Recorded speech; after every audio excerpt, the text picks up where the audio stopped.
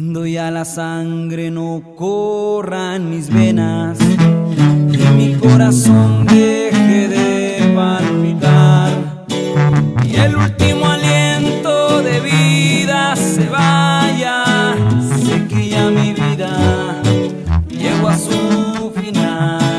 Cerraré los ojos aquí en este mundo, pero allá en el cielo voy a despertar.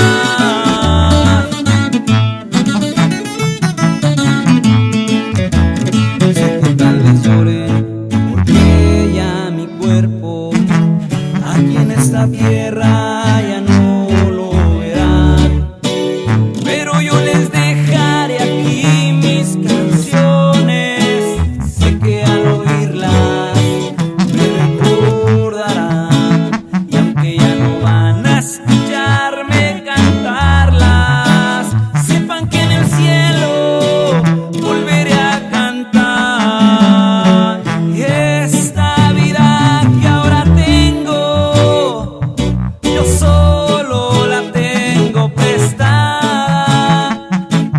Cuando me llamen a cuentas, yo voy a tener que entregarla,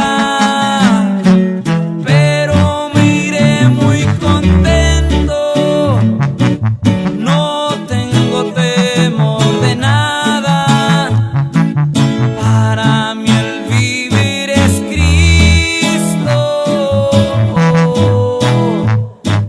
y el morirme es ganancia.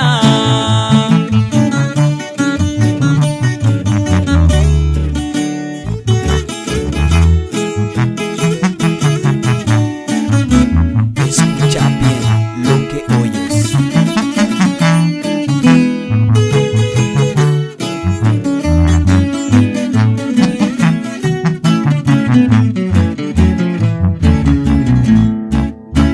Sé que en esta vida solo voy de paso, que un día de este mundo me tengo que ir, y cuando eso pase no quiero tristezas, quiero que contentos se acuerden de mí. Quiero que no lloren porque voy al cielo, y que esta canción me la canten a mí. Y esta vida que ahora tengo, yo solo la tengo prestada. Cuando me llamen